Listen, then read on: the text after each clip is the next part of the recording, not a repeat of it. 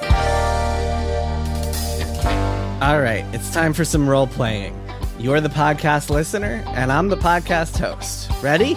Go! Welcome to Triple Click, where we bring the games to you. Today, we are talking about RPGs. What's an RPG? Who's an RPG? Where's an RPG? When's an RPG? Why is an...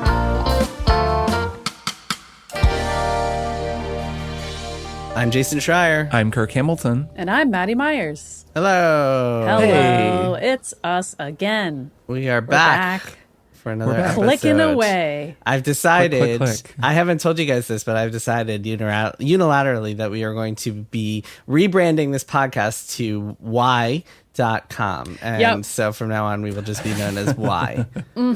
As in, why are we doing this? And the answer that's good. Because it's cool. Very Muskian of very you. Topical, which means visionary. humor. You're being a real visionary. Exactly. I am Tony Stark of the modern era.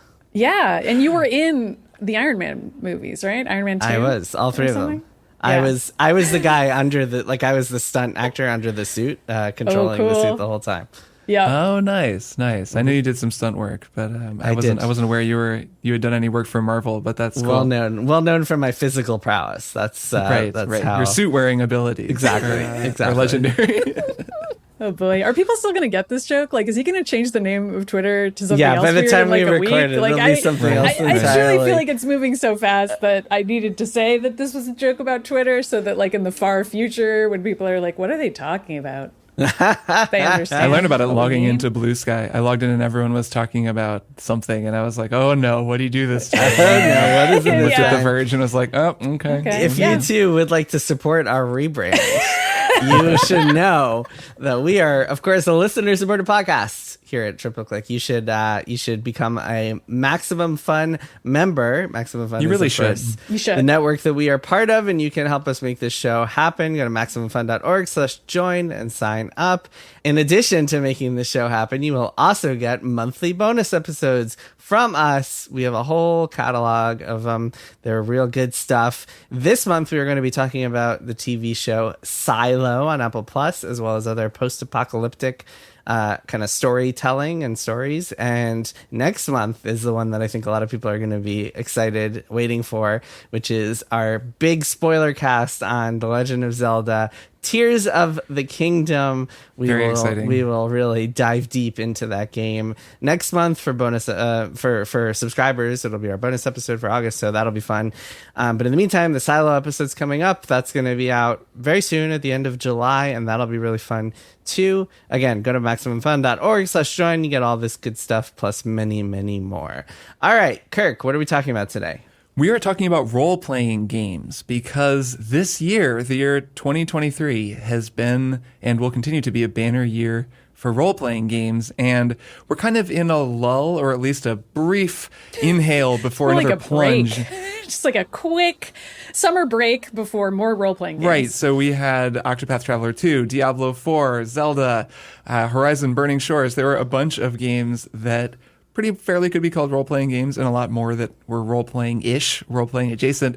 And now coming up, we're going to have, of course, Starfield, a new Bethesda Game Studios game. We're going to have an expansion for Cyberpunk 2077 from CD Projekt Red, which I'm actually very excited about, having gotten into Cyberpunk 2077 now. And of course, most looming on the horizon is Baldur's Gate 3 from Larian Studios, a studio that we all love and are a game that we're all very, very excited for. They're all so different is the thing. Can I just interject, Kirk? It's not really a break if you're a JRPG fan, because The Legend of Heroes Trails into Reverie just came out a couple of weeks ago, and that game is part of a 4,000 hour saga. So right. No, that's true. If you're into that's JRPGs, true. I left that one out because breaks. I left that out because I haven't played it. And of course, I guess Final Fantasy 16 Oh, also yeah, was mentioned. of course. Also just The came out. least role-playing of the Final Fantasy games that we've played recently. But nonetheless, still, I would say is and a vital part of this conversation. Depends on your definition of role-playing, which is exactly what we're going to get into, because these games are all kind of broadly called role-playing games, but they're all super different.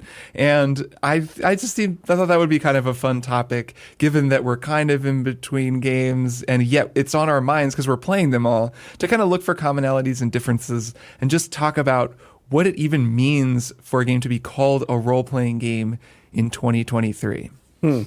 It's totally what does it meaningless. mean? What is an RPG? I'm kicking it off by saying it's totally meaningless. I don't really think that, but I do think it is one of those games journalism terms where there's an agreed upon definition that we can get into. But then if you actually talk to somebody who doesn't play a lot of games and think about genre terms, they're like, what are you talking about? Why isn't this an action game? Why isn't this a shooter? Why isn't this some other word? Why is this a role-playing game and another game where I play a role not considered a role-playing game? Arguably, we play a role in anything. Not to just immediately blow this out way too far, but aren't we playing a role in a game? In any game we play? I'm not high right now, guys. No, I know exactly what you're saying. Like there's an argument to be made that if you just look at the words and what they mean, totally naked of context and history, you could just say, well, yeah, like Hitman 3 is a role-playing game because you're walking around in the role of Agent 47. Correct. Life is Strange is a role-playing game because you're playing the role of Max and making decisions for her. And so then why is role-playing game? Why does it have these specific connotations? But then that's stripping it of history and context. Right. Because the original role-playing games, of course, Dungeons and Dragons and other tabletop games are actually about playing a role and acting and storytelling with your friends in a completely open-ended setting. And the first computer role-playing games, and then especially that kind of early 90s golden era of CRPGs, was really trying to take that tabletop thing and turn it into something that you could like put in a box and sell, and anyone could do it without having to get their friends together. That's kind of where it started, and now it has kind of warped and bastardized and like spread its tendrils through a million different things until we are where we are now, where Diablo 4, Tears of the Kingdom, Baldur's Gate 3, and Starfield are all called role-playing games, and then other games are said to have role-playing elements. Like Elden Ring and Dark Souls role-playing. and so forth. So that tabletop kind of tree is really where it started, right? So you have those old computer games. I mean, even pre like the Baldur's Gate and Icewind Dales of them all, the D&D computer games, you had the Wizardries and then Dragon Quest and Final Fantasy on consoles, and a lot of those took so many elements from D&D, like monsters and classes and kind of general themes, medieval fantasy, Eurocentric medieval fantasy stuff, that they also decided to take the genre, even if it didn't really make sense. And then also in some of those early games, Wizardry, Final Fantasy, you were picking classes and kind of customizing your characters a little bit. So you were getting to do some role playing, even if it didn't have the depth of like a tabletop RPG where you're making choices all the time. And then I guess kind of as Final Fantasy, as an example, evolved, it took away a lot of those choices, and you were eventually getting to the point where you're just playing through a story, and you aren't making any real choices about how your characters change or evolve or anything like that, but they maintain the genre for some reason. So yeah, we have gotten to this interesting point where the genre of role-playing games, which originally started as one thing, has just kind of evolved to mean something else entirely. Kind of like the word bombastic.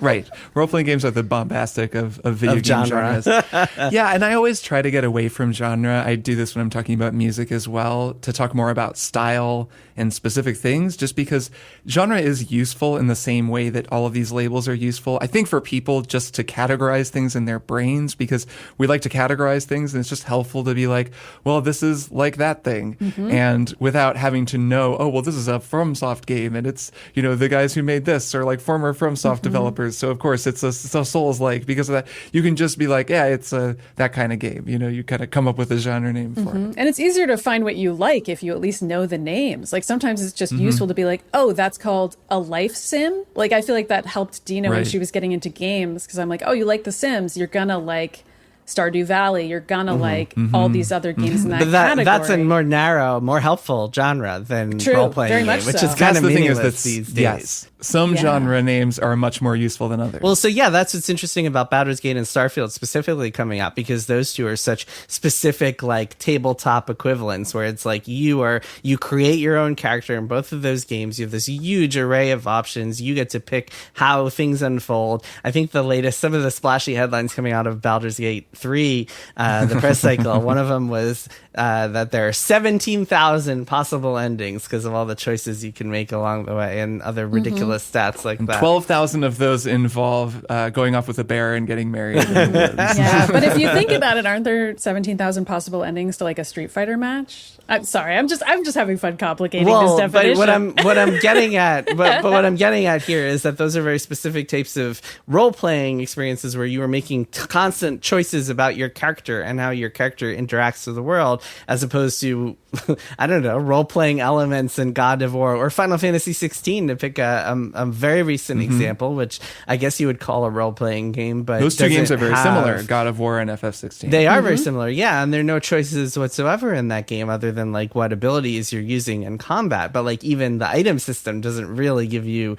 any choices in the way that kind of older RPGs in that same series might have. So yeah, I think the more, I guess, to kind of try to put a cap on, or to give this a little bit of kind of a definition here, this nebulous term, I think in general, the more choices you have about how to build your character or a party of characters and how they interact with the world, the more of like a role-playing game it is. And I say specifically choices involving your characters, because that's the idea of the role-playing, as opposed to like Civilization, where you're constantly making choices, but they have nothing to do with characters or decisions about how you're interacting with the game and the systems involved. Yeah, I think that's right. I think that's what the term has come to mean, is it's basically come to mean choice. One thing that makes me think that is the discussion of addition of role-playing elements to a previously action-only series invariably means someone just took out the needle and injected some RPG genes. Right. Yeah, that's what happened to Assassin's it. Creed. It was a stealth game, and then they got this big needle that had a bunch of skill trees in it, and they just injected those into some the game. gene splicing. Yeah. That's a great example. Assassin's Creed is a good example. And right, the lightning was striking, and the close up on the needle as it plunges in. And suddenly that series had different kinds of choice. First, the choice was, oh, well, what kind of upgrades do you want to do? What abilities do you want to unlock? There's an ability tree now, where the first one, Altair, just gets a couple of abilities over the course of the game, but it's a very stripped down, just sort of stealth game. That's really all it was. Where eventually, right, we had AC Valhalla, which is like The Witcher 3, basically. You're a huge open world and branching storylines and romance options and all of these things. Multiple characters. You can be male or female and then kind of change what that character's design is going to be like as you play, which is a huge change. As opposed to like a bespoke guy. Like you're playing as a specific person and you got to just go with what that person does. Right, and those are all choices, like crucially, and I think that just has become kind of synonymous with role playing, which makes sense when you go back to the root of the thing, because that is what's so cool about playing Dungeons and Dragons or whatever, is that the amount of choices that you're making is bananas. You can make any choice that you want. Anything can happen because you're writing reality in real time. So it's like the ultimate version of choice. And then video games is at first by necessity kind of pared that down. And now as they get more and more advanced, we're actually starting to see like similar levels of choice. And, I don't want to bring up artificial intelligence, but when we talked about AI a little bit, that's the kind of thing where you can imagine a whole new type of player choice becomes possible because you actually have a reactive dungeon master the way that you do when you're playing D&D. Yeah, I mean, Baldur's Gate 3 feels like it's going to be the closest we've ever come to D&D. So. Like that, based on how Divinity Original Sin 2 does. Right? Right. Divinity Original Sin 2 is a good example. I played some of Baldur's Gate 3 in early access, and it feels really like it just gives you this suite of options constantly. You're just constantly making decisions. If you are someone who suffers from choice paralysis, I was just thinking, not going to be the game for you. To talk about how excited we are about the game. There's so many decisions to make. Every second you have to make another paralyzing choice. It's like, oh my god, how's this going to go? No, that does kind of stress me out. You know, let's talk a little bit about Starfield and Baldur's Gate, or we could go back in time to games that we've played too and talk about like Skyrim versus Divinity Original Sin 2 or something, because I do think the level of choice that is offered by a Larian Studios game does make those games a little bit more niche than something like Skyrim or Starfield, even though in Starfield there are a million choices you can make. Because I don't know, I've go like halfway through Divinity Original Sin 2 and definitely find myself constantly aware of just how many choices I'm making, how many options there are. To explain to people who haven't played this game, not only are you customizing your character and your party to a really granular degree and in a way that's really important because, there's spellcasters and rogues and, tanks and damage dealing rogues, whatever. Like you can have all different kinds of classes and split classes and subclasses.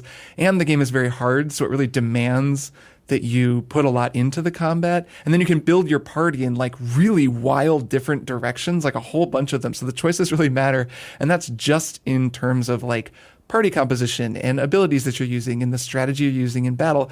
But also everything in the game is reactive narratively. Like almost every character can be killed. There are so many little hidden secrets, things that happen when you talk to someone and they go somewhere else in the world and then you find them again. And if you talk to them that first time, you get this whole secret storyline that they let you in on that eventually pays off like 40 hours later in this just delightful little way.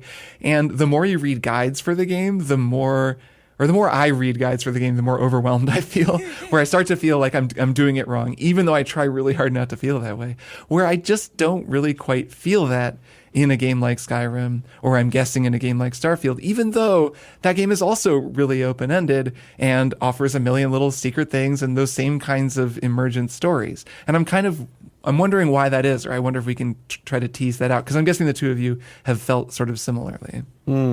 Yeah, I mean, I think that in general, you compare Starfield, so the natural kind of progression here is Skyrim, Fallout 4, Starfield, and Skyrim and Fallout 4 have both been criticized a lot because it feels like some of the choices that you're making either aren't choices at all or don't lead to natural consequences or like don't have impact, as opposed to I think a more natural comparison to Divinity Original Sin 2 might be Fallout New Vegas, which does have more of those webs of like you're making this decision, now this faction is mad at you, now you can't do that, this faction if you choose to ally with them then that'll piss off this person, and so there's a little bit more of that kind of depth to it. So I think it's less about the style of the game and more about what the developers chose to do with that game. And I think with Skyrim, that game is so ambitious and so cool in so many ways. It's so good in so many ways. But like one of the things that it seemed like they didn't have the resources or chose not to put too much depth into is like the Civil War or like some of the other kind of big overarching stories that are in the game. And so it feels it doesn't have the same sort of depth to it because it doesn't feel like every time you, I don't know, take over an area for like the Stormcloaks or whatever, it doesn't feel like it matters, as opposed to a game like Divinity where it feels like a lot of what you're doing is going to have consequences down the road. So really, I think it's more about the developers' decisions than it is that style, because it would be easy to envision even a game like Starfield, if they chose to go this route, having like you do something here and then it actually matters on some planet a bazillion light years away. So I don't know. I think it's just decisions on the devs team and resources and where they choose to place them. I think, but yeah, I don't know. I'm curious to see how they approach that game. Yeah, I also just even hearing you describe the import of choices in Divinity, I'm immediately overwhelmed and I'm panicking and I'm realizing that there is a piece of me that prefers the other version and prefers when there's a little bit more of a linear storyline. I hesitate to use the word linear because people always think that it's an insult. No, I know what you're saying. But I don't mean it as one. I mean it as something that can provide structure. Like I like it when a game has a specific arc, even if it's not for my character, but for the world that they're in. And that arc is something that my character is either participating in or sort of being dragged along by, and they react to it in whatever way they might. Like I'm thinking of sort of a Mass Effect situation, which I know, another controversial example here, didn't have as many endings at the end as people thought it might, but that was never what I was hoping for with Mass Effect 3. I liked the journey. The journey was the friends I made along the way. That was where the depth existed for me. And also I liked that there was a really specific story that pretty much happens to Commander Shepard, whether you play them as really snarky, really mean, or really compassionate. Like no matter which of the three personalities you choose, you kind of get some of the same plot beats and the same big picture story from A, B, C, D, that sense of what I would call linearity in a really big RPG. I like it. I like it when that's there. Yeah, to be clear, Divinity has that, and Baldur's Gate is Sure. going to have that too. Like, there is a linear story. It's just, I think what Kirk is more getting at is the kind of the ripple effects that might happen from your decisions along the way. So, like, you talk to some NPC here, and he comes back 10 hours later, and if you pissed him off here, then over there, he's going to be really mad, and he's going to summon, like, some giant demons to take you out. That's the sort of thing that I think Larian is really good at doing. Mm-hmm. Yeah, and there is, I think, to what you're saying, Maddy, there's definitely something to the idea that some of these games have a more of a focus on a central trunk of a story, where it does feel like, some players who aren't really interested in side stuff or branching or whatever can just kind of hold on to that trunk and go straight up it.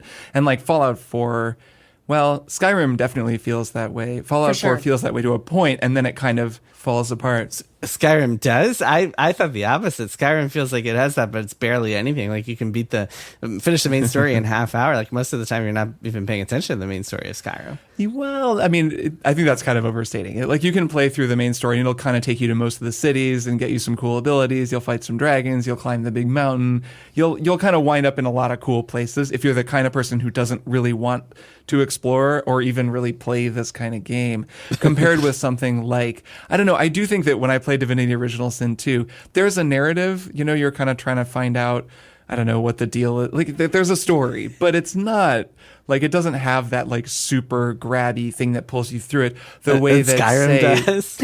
No, to use a different example, let's talk about, say, The Witcher 3. Okay. The Witcher 3 has a very strong story that's pulling you through it, despite the fact that it has many side stories and is branching, and the main story itself has lots of branches in it. It is like, it has that focus on the main story that pulls you along. If that's what you're there for, you can kind of play through the story. I'd say that's a little more relaxing to play a game like that, because you can just sort of be like, okay, what's the next thing I got to do? And there's a big, like, narratively, you can really hold on to that, and you don't have to kind of do the work or take the time to make decisions about, like, which person to talk to next, because you've just entered a bandit town and there's 4 different factions and you're not really sure, like, who's who or who's cool or what's going on, and there's a lot of people to talk to and a lot of information to suss out before you decide which faction you want to side with, and whatever, lead to the toppling of the government in this small town, which can be like a really cool thing and is the kind of thing that I love. But I can imagine for some people, if it's always bandit towns, sometimes you're like, look, I just want there to be like a big castle in the distance and I can't quite get there yet. And like, it's telling me to go there. So yeah, that's an interesting tension. The tension between, like, is this game holding your hand to the next big objective versus are you going to have to suss out, like, how you're going to get to the next objective? And that's where I think Divinity and Witcher are kind of two polar opposites. Because Divinity, to be clear, as the person, I think I'm the only of the three of us who's finished the story of Divinity. It does have a story, and it's a strong thread through the whole thing. I mean, it gets a little bloated at the end, but like for the most part, it's that's like why I didn't finish. Takes you along, but like it also is a game that puts you in this town, like you described, Kirk, and you have to decide, like, okay, there are 40 different ways that I could get past this next objective. Which should I do? As opposed to, can I go talk to this person with an exclamation over their head and they'll lead me to the next big destination? And yeah, I think there is room. Obviously, both types of games are very successful, and I think there's room. I think most people might be interested in both at some point or another, depending if you kind of want to, which levers you want to pull in your brain, like which parts of your brain you want to turn off or on at any given time. Sure, yeah. I mean, I'm more interested in understanding the different effect they have on us than the way they work, than like which one more people want or which is better. But I think there's something to the idea of how many emergent systems are in the game, and then does the narrative allow for this kind of gameplay? Because the fewer of those there are, the more direct the narrative tends to be, until you are playing Final Fantasy 16 or God of War, where you're basically just cruising through a story and there aren't really any branches. I'd count Horizon in this too, actually, because as much as that looks and feels like The Witcher, there aren't really like major narrative inflection points, or it's not like the narrative isn't really changing. You're just sort of, it's how much of it do you want to see, which is like a choice, but a less impactful one. So it's kind of like if the game is designed with a lot of different systems that can react in different ways, then it's possible for them to have more branches in the first place. So in Divinity Original Sin 2, because it has this like deeply simulated world, there's a stealth system, there's a really complex dialogue system, a charisma system, a reputation system, individual reputation for each character. Everyone remembers you. It's all like really densely interlinked. They can make it so that you can have all these choices because you can screw up and kill a guy or piss him off and kill him. And then there are still 10 different ways that you can finish this quest. And then sometimes actually in that game, you can wind up just sort of dead-ending a quest, or like there are still bugs in that game, or at least when I was recently playing it, where like a quest just kind of becomes unfinishable because you happen to do things in the wrong order. I mean, the game is full of bugs. Hopefully Baldur's Gate 3 is a little cleaner. It's interesting. It'll have some bugs for sure. we're talking about role-playing games, but I feel like if you're following the tabletop lineage, the direct like kind of translation of tabletop games in video game form is less role-playing games and more immersive sims, which is this concept that was coined back in the 90s. I think it was, certainly the father of the genre is Warren Spector. I don't know who came up with the term immersive sims, but started with games like Ultima Underworld and System Shock, and then went to the most famous of them, of course, is Deus Ex. But basically games that are trying to say yes to the player, and kind of Tears of the Kingdom is certainly on the tree of that particular genre. And I think saying yes to the player is kind of the ethos that Divinity has when you talk about the systems and the ways that you can interact with the world, as opposed to, I guess, what we think of as a more traditional role-playing game, where even something like Skyrim that is big and open and lets you do lots of things, you can only really interact with the world in a couple of ways. Like you can slash things with your sword, or you can talk to people. And I think what's interesting about immersive sims is that they do a better job of like creating the whole feel of like role playing, so to speak, than a lot of these RPGs we've played in the past couple of decades. I think that's true, but I also was expecting you to say open world games as the next genre that you mentioned, because a lot of the games we've listed here are just also open world games. Like the big difference with Assassin's Creed that happened, they were also holding a huge needle that said open world on it, and like had a really long to-do list inside of it with a bunch of little dots on the map. Like I wouldn't necessarily say that those elements need to be there in order for Assassin's Creed to have become a role-playing game. Right. But they are also there. It also has become a franchise that is a series of open world games that are role-playing games. And that's fascinating that those two things happened at the same time, but aren't necessarily forced to be connected. And Mass Effect, which I just mentioned, not an open world game.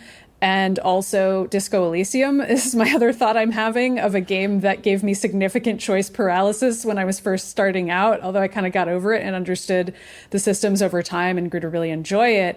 But definitely not an open world game. Pure RPG right there. You don't think that's an open world game? I don't think so. It's just a small world. It's a like really the world tiny is, town. It's a couple of streets. But I mean, I don't think of open world as like it has to be a massive map. I think of open world as you can go anywhere at any time. That's what open world means to me. I think, you can make that distinction. True. Right. You're not just in a linear level. Yeah, as opposed to Mass Effect where you are restricted. You cannot go to this planet until the game says you can. Disco Elysium, you can walk in any direction and access most of the game at any point you want. That's and like a game like Divinity Original Sin 2 is technically open, but actually you're moving between world. It's linear. Well, you can walk around wherever you want. Like when you're in the main sort of second area, it's a big map. You can go a lot of places, but then you do start to find, the more you play, that it limits you quite a bit, and you can go to maybe this area where there's an appropriate level of enemies. But if you go through here, you have to just run away from everything because you're going to get your clock cleaned. So it does actually constrain your movements a lot, and then it's just very open ended, and there's a lot of role playing within that space. Which I think mentioning Disco Elysium I'm really glad you mentioned that, just because that it would be insane for us to have a conversation about role playing games and not mention the game where you probably inhabit the role that you're playing the most deeply of any game that I've ever played. And that's one, along with Divinity Original Sin 2, probably Baldur's Gate 3, those games all feel like they're doing something new and they're expanding the horizon of what's possible in role-playing in a way that, like I mentioned before, I could see like some actual technological breakthrough would be required to get even further, just because I know the incredible amount of labor that it takes to make one of those games right now, like just writing every line of dialogue by hand and allowing for all of these branches in the character and in the dialogue. It's just totally wild amount of work. So, something artificial intelligence driven, something that's more generative or whatever. Or like Wildermyth, not to just throw yet another game at you, but that's the other No, one. but that's the same, right? The same kind of idea that, could definitely be fleshed out by just like some easy way of putting more writing into it. So I've been playing Dungeons and Dragons. I'm still playing with my regular group. I've talked about this on the show before, but we're still going strong, still in Eberron. So playing 5th edition D&D, doing a kind of, I'd call it slightly steampunk heist, mostly character-based, storytelling-based role-playing. So there's some combat. It's very fun whenever combat happens because we can turn off our brains and just focus on killing all the guys we're fighting. But there's a lot of sessions where we will just sit around talking about how we're going to infiltrate some building or something. And the guys I'm in the group with a couple of them are big, handy people who like building houses and stuff. So they're really into how does the window work on this building? What's the code on the design of this? We wind up in restaurants a lot, talking to the service people about the specials and the menu. And Sam, our dungeon master, is very good at coming up with interesting specials that we then order and eat. And so a lot of the role playing is us just sitting around kind of doing sometimes mundane things. Right. And I'll get mad. I hope Sam is an expert at building codes. He is. He's very, very knowledgeable guy at that kind of thing. And there are even times where my character will just start throwing a knife into the floor because I, through my character, am saying, oh my God, can we please just go get in a fight with somebody or do something? Just leave and go somewhere and start this thing rather than planning it anymore.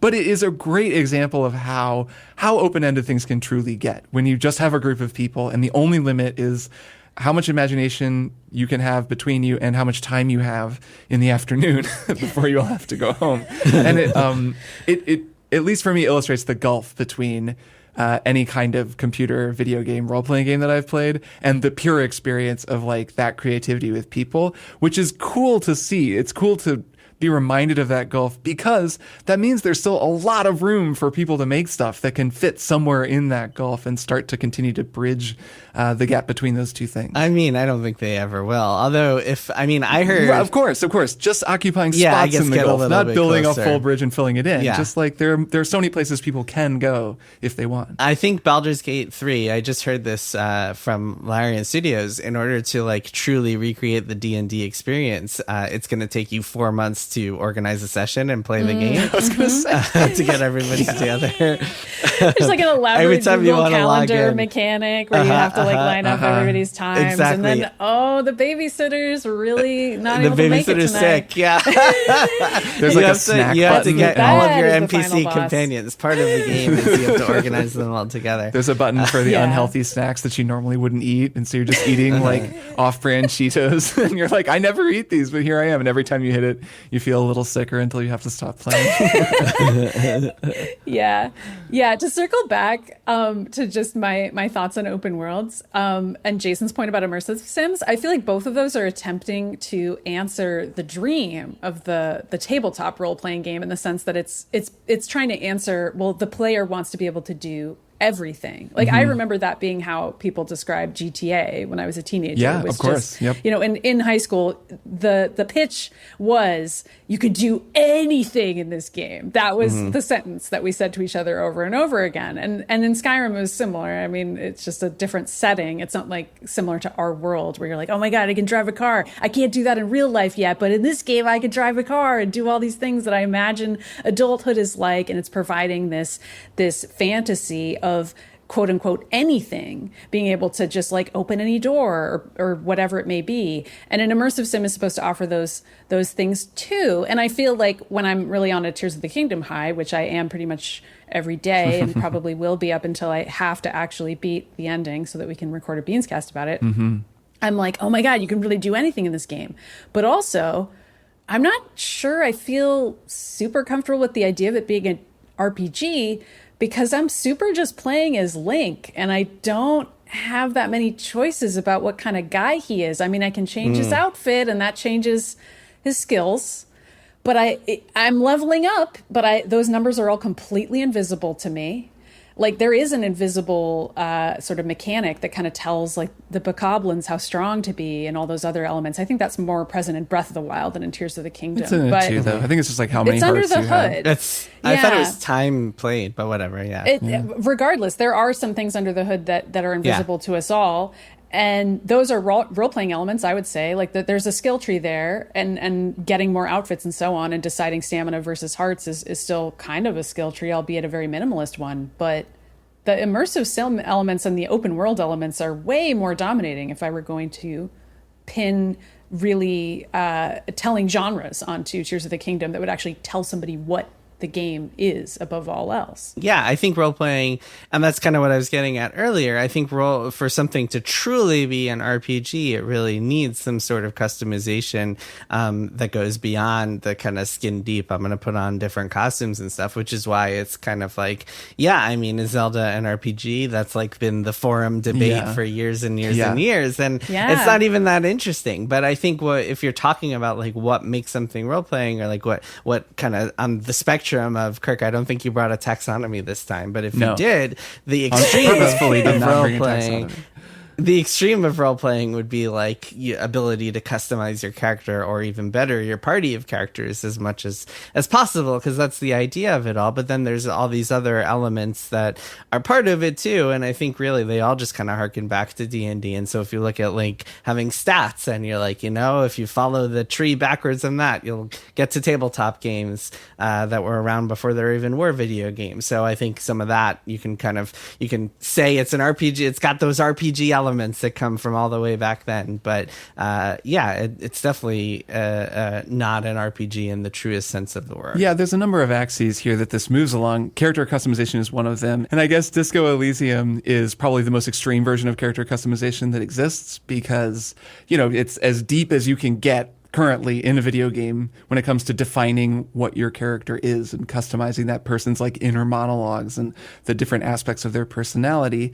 And it kind of like, if you imagine what that game is doing to something like a Phoenix Wright game or something, a visual novel, if you take that and then you blow it up and suddenly it goes from being a little root to being a massive tree canopy, the same thing is happening in Zelda. It's just happening with the design of the world and the gameplay, right? It's going from, if you take an original sort of older Zelda game, especially the more linear ones, like you've got a pretty straightforward thing, and then you move it to Breath of the Wild and then Tears of the Kingdom, and you're up in the tree canopy. So it's the same kind of, it's like doing the same movement and evolving in the same ways, but it's a different axis. It's like you then have to take the two trees and turn them so they're moving in different directions or something. Because the one, it's like, and so that makes it kind of less role-playing-ish, right? Sure. Well, so Disco Elysium also has the other kind of the wild card here, is that in Disco Elysium, you're role-playing a single character as opposed to creating your own character that you can then role-play. Like, you're always going to play the same dude with his ridiculous facial hair, and you can kind of choose which direction you want to play him in. So, I mean, I guess if you were really looking at the extreme, it would be like creating a character and also being able to role-play them in a bunch of different ways. So maybe there are a few trees here. Well, and, I'll leave the trees in Kirk, the forest. You should have brought in a taxonomy. I should have just draw a big tree and put We're that just on lost our show in the notes. wilderness without defining each of these trees. We can't see the forest for the trees. I think that there is something to be said also for the role that limitations play in this kind of a thing, because when we imagine the whatever amazing artificial intelligence powered future where anything is possible, you kind of picture something like the Oasis from Ready Player One, right? Where it's just this amazing world where whatever you want to do, you can do. I never picture that. I try not to picture that. I'm constantly picturing it. Every time I'm not talking to you guys, I've got a VR headset on. I just think about Ready Player One all day.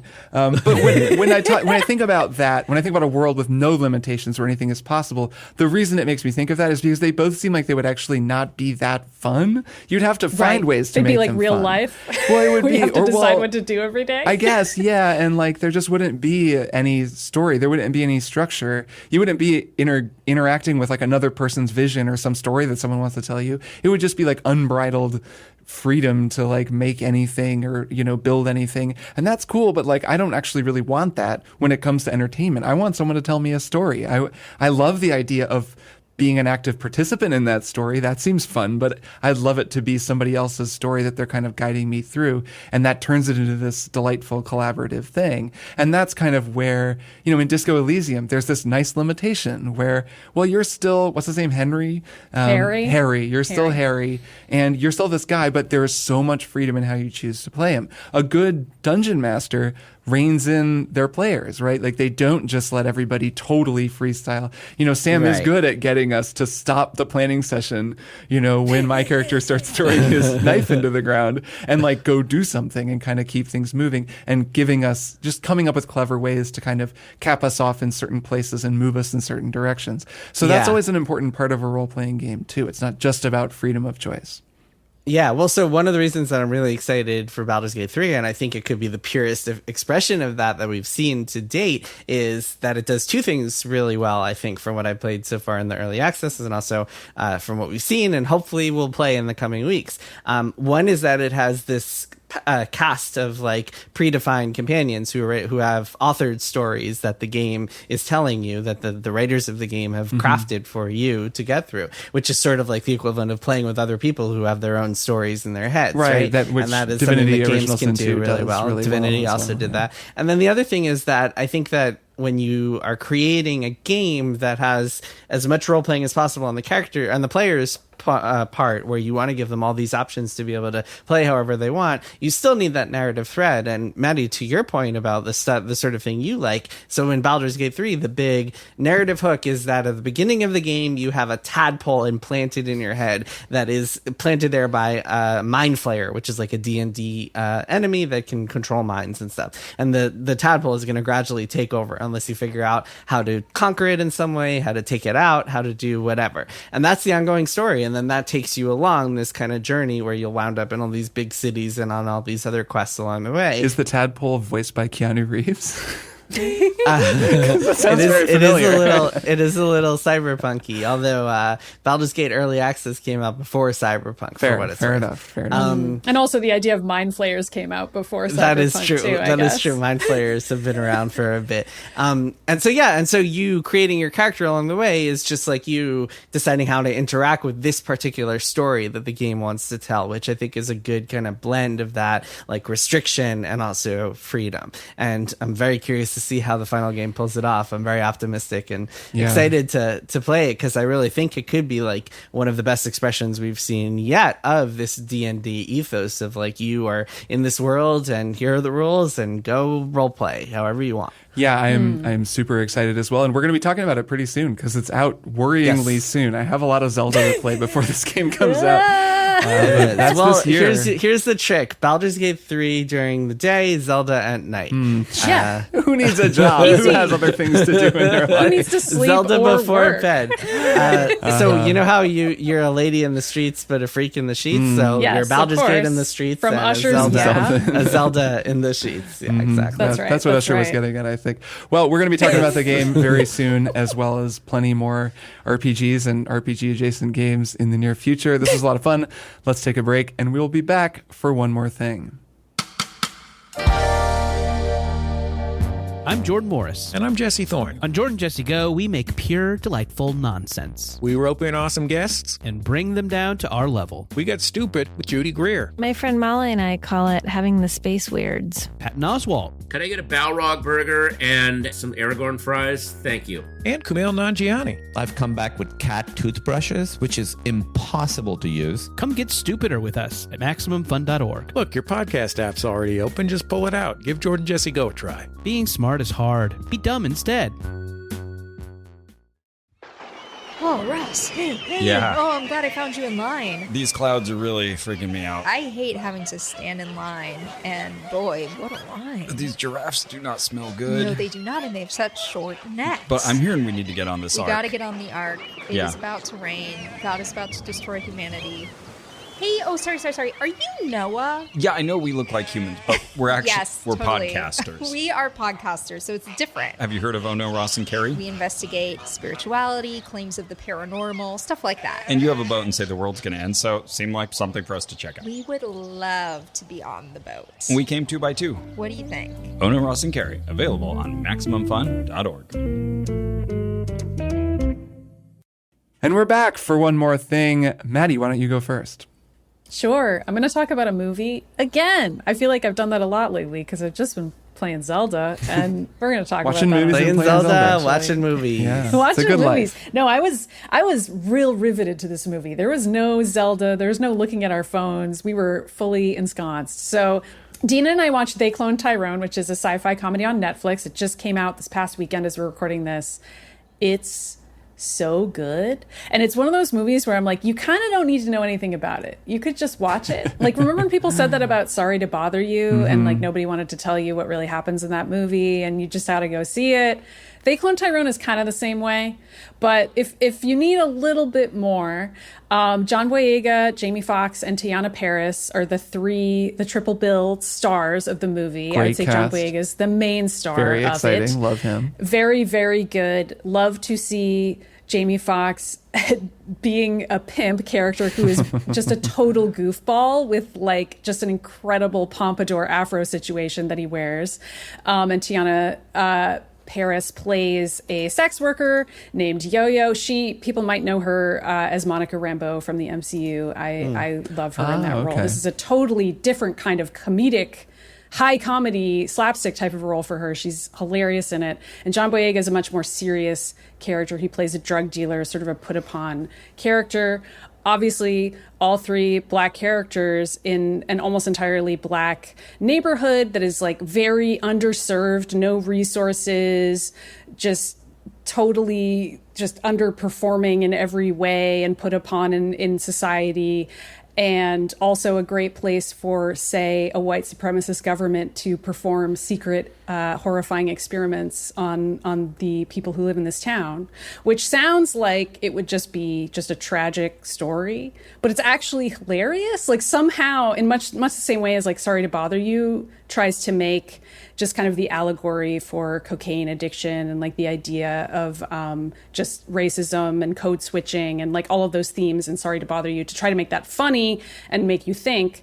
They Clone Tyrone kind of takes those classic conspiracy theories that are often rooted in true events, like the Tuskegee experiments and so on, like times when Black people have been experimented upon or just taken advantage of or underserved by the American government, and actually kind of makes that into a real science fiction premise, but also is just super funny and weird and goofy. And I don't know, it's great. It's Nice. really, really good. I recommend it. They Clone Tyrone.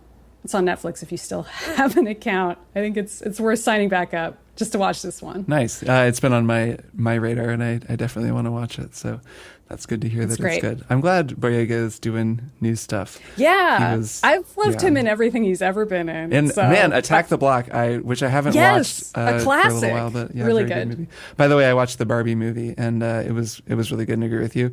And now I think it's like open at $110 million or something. Yeah. Which now that I've seen it is wild that movie is like the biggest movie in America. What the hell? That's very cool. Kind of rules, honestly. Kind of rules. Just as a little follow up to your one more thing from last week. Definitely rules. That's People were waiting for an event. Very and that cool. Definitely. Yeah. I love that the event Yeah. is this movie that's all about the patriarchy. I know, it's kind of amazing. Like, It's amazing. did not see that coming. Jason, what's your one more thing?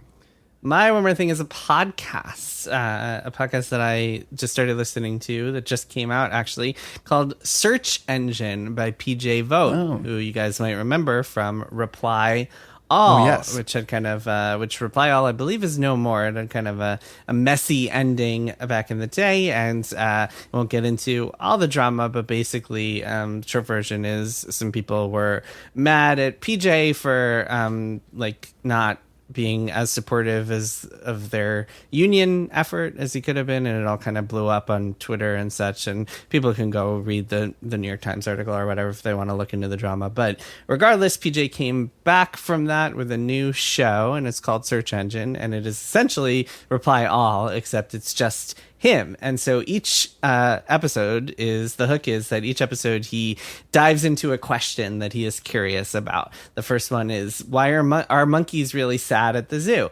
The second one, or the first, I guess that was the teaser. The first question. real one. The first I real do one. want to know the answer to that now. This is an even better one. The first real one is, what's the deal with airline coffee? Like, should you be drinking water on airlines? It's kind of like an ongoing rumor and debate. debate over whether airline water is is potable actually or kind of not. gross, and whether Yeah. I've always been told don't have ice on airplanes Me because too. the ice is gross and stuff. And so he digs into that, and he approaches these episodes with the same rigor and journalistic kind of approach that you will be familiar with if you've listened to him on Reply All. So he'll like be like, okay, I talked to this person, and that led me down this other rabbit hole where I went down these people and talked to these people. And so far, I'm really enjoying it. It's extremely fun to listen to, and he has clearly put a lot of, he and his team of producers and stuff and editors have clearly put a ton of work into each episode and the question that it asks. And I am very much looking forward to PJ calling me and being like, hey, let's do a video game episode. And I'll be like, yeah, I want to dive into a question. Why is the video game industry so exploitative? Yeah, let's do it. He's like, no, that's not the question. The question is, why can't Metroid crawl? The question is, what happens to Mario when he dies, which is something that Triple Click promised but never delivered to Not yet. answer. Not yet. One day. We're when still we do a very exploring special investigative episode. Our staff what is still happens to doing Mario research when he on that dies. one. Yes, our massive staff, thanks to Maximum Fun and supporters like all of you. So yeah, it's really cool. It's called Search Engine. Literally just started, so there isn't much of a backlog to start diving into. But I have a feeling that people who enjoyed Reply All or enjoy kind of general investigative, just interesting questions and stuff will enjoy this one too. The most recent episode is like, why Elon Musk? Why? Like why? And he spoke to We'll probably listen to that.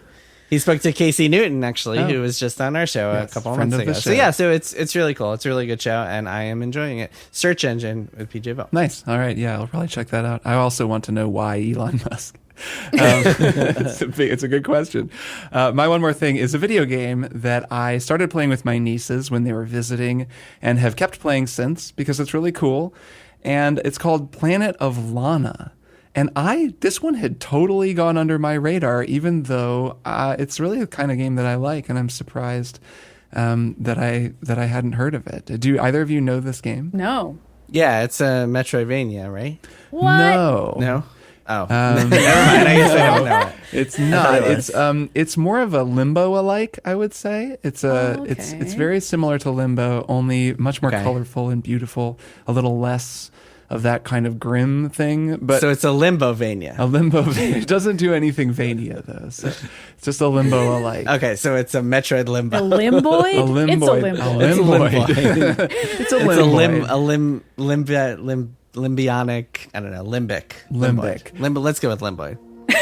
So I would say that gives an idea for the general framework. This is developed by a studio called Wishfully Studios. It's their first game. It's a variety of people. They're Swedish. They're from around the industry. I was looking to try to find out if some people had worked at Playdead who worked on this, because it really feels very similar, and just in terms of game design is similar. I didn't really see anyone, but there might be some overlap there. But it does feel very inspired by Limbo and Inside, two games that I think are just absolutely brilliant and love. Same kind of deal. I gather it's the same kind of length. So it's a side-scrolling game with no spoken dialogue, where the whole story happens in real time and kind of you experience it as you move through the world. It's the story of Lana, a young girl who lives on what appears to be planet Earth at first, but then very quickly is revealed to not be. It's a different planet where there is just it is planet of Lana. Not it could mean Earth. a number of things, right? Maybe an inner planet or an emotional planet. But no, this is an actual different planet that she lives on. And there is a kind of invasion of alien body snatchers that grab everyone in her little village, and she's left all alone and goes out after her best friend to try to rescue her friend. And that's the narrative framework. And this all happens to you as you're playing, and then the world becomes just stranger and more surprising, and you kind of discover as you go along with her this planet that she lives on, and all of these wonderful animals and bizarre and dangerous creatures, and these invading aliens, or whoever these robots are that are grabbing everybody, and kind of unspool the story that way. I haven't quite finished it, but it's like 4 or 5 hours long maybe. And the big thing that it brings gameplay wise that it adds to a game like Limbo or Inside is you get this little cat who is named Mui. And it's just this cute little like shadow cat kind of who Lana rescues pretty early on. And then you can start to use the cat as a sort of secondary protagonist. So it's a little like that, like any game that has a drone that you can fly around and then stop at some places to like, say there's a button that causes a, platform to move up. You tell the cat to go over there. The cat will then stand there and trigger the platform. So then the puzzles, each room is kind of a puzzle. They grow more and more elaborate. They're kind of designed around your ability to have a second body moving around that you can more or less direct, but that moves on its own AI and that also can't die, just like you can't die because you get a game over. And it's just really great. It's beautiful looking. The music is absolutely gorgeous. It's like this very cinematic kind of movie style, almost old-fashioned score that I really think is lovely. Bing! Kirk here as I'm editing the episode. Just to shout out the composer. His name is Takeshi Furukawa. And I really like what he's doing with the score. There's this one motif that plays early on that sounds like Tchaikovsky, Waltz of the Flowers from the Nutcracker Suite. You'll know it if you know it, and I have nowhere else that I'm ever going to be able to point this out, so I'm just going to point it out here. Listen for it.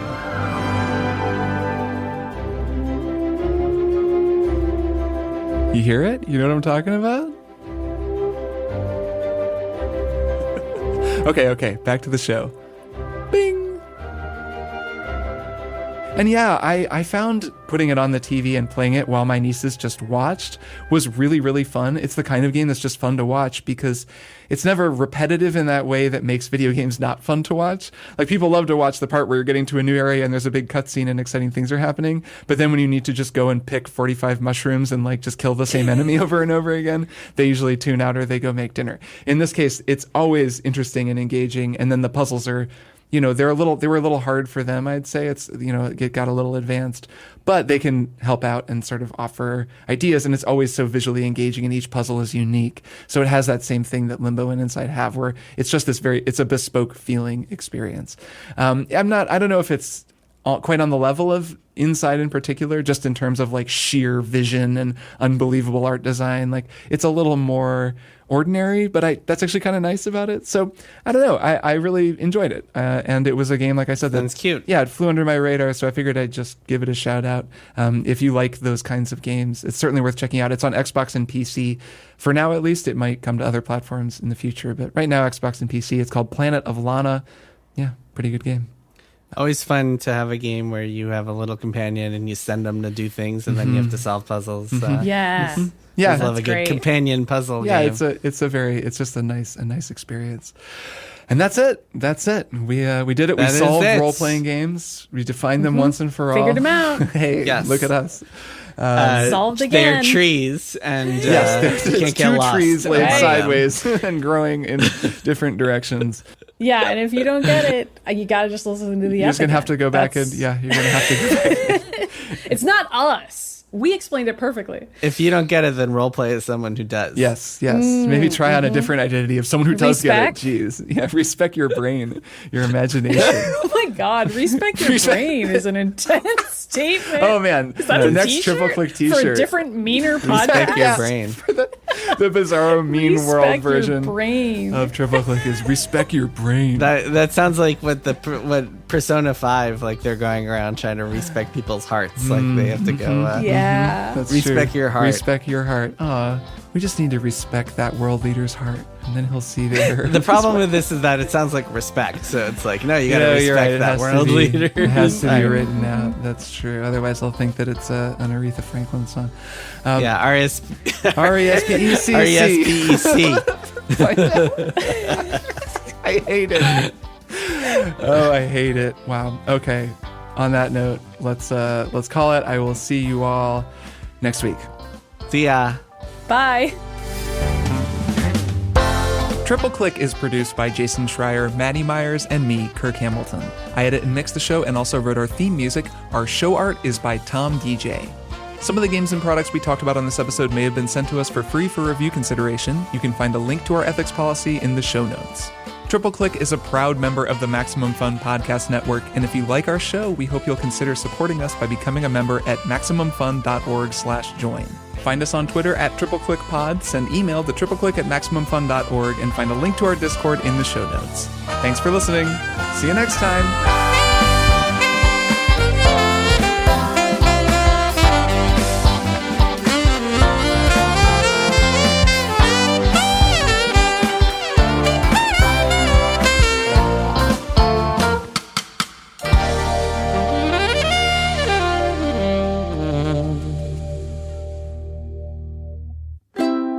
Maximum Fun. A worker-owned network of artist-owned shows. Supported directly by you.